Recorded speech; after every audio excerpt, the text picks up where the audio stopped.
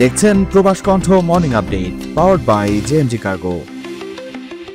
কুয়ালালামপুরের ব্যস্ত পর্যটন কেন্দ্রিক জালান পেটালিংয়ের আড়ালে দীর্ঘদিন ধরে চলছিল সুসংগঠিত যৌন ব্যবসা।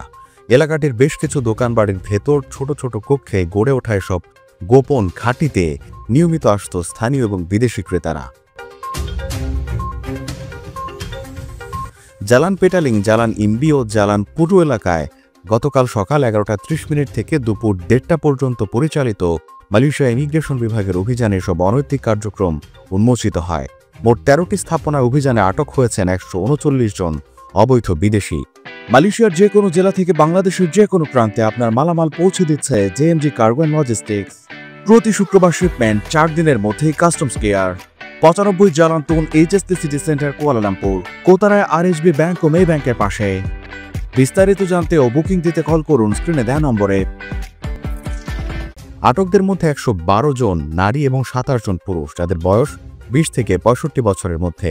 ইমিগ্রেশনের ধারণা সব নারী পতিতাবৃত্তির সঙ্গে জড়িত ছিলেন। এছাড়া ক্যাপ্টেন বা দালালের ভূমিকার অভিযোগে 20 জন স্থানীয় পুরুষকেও আটক করা হয়েছে। ইমিগ্রেশন বিভাগের প্রয়োগ বিভাগ পরিচালক বাসরি ওসমান জানান, আটক বিদেশিদের মধ্যে রয়েছেন 3 জন পুরুষ ও 42 জন নারী, যারা ইন্দোনেশিয়ার নাগরিক। এছাড়াও ভিয়েতনামের 17 জন নারী, মিয়ানমারের 8 জন নারী এবং 8 জন পুরুষ, বাংলাদেশের 43 জন নারী ও 10 জন পুরুষ এ সময় গ্রেপ্তার হয়েছেন। এছাড়াও ভারতীয় 1 নারী ও 3 পুরুষ, নেপালি এবং শ্রীলঙ্কান 1 পুরুষ ও 3 নারী গ্রেপ্তার হন। তিনি বলেন, প্রাথমিক তদন্তে জানা গেছে প্রতিজনের জন্য 60 রিঙ্গিতের বিনিময়ে যৌন সেবা দেওয়া হতো এবং এসব কেন্দ্র 24 ঘন্টা চালু থাকত। নারীরা 12 ঘন্টা করে 2 শিফটে কাজ করতেন। পাশাপাশি এসব স্থাপনা একই সিন্ডিকেটের দ্বারা পরিচালিত কিনা তা তদন্ত করা হবে। গ্রেপ্তার স্থানীয় পুরুষদের বিরুদ্ধে সহযোগিতার অভিযোগ আনা হয়েছে এবং তাদের নেয়া তথ্যের ভিত্তিতে আরও ব্যবস্থা নেওয়ার প্রস্তুতি চলছে।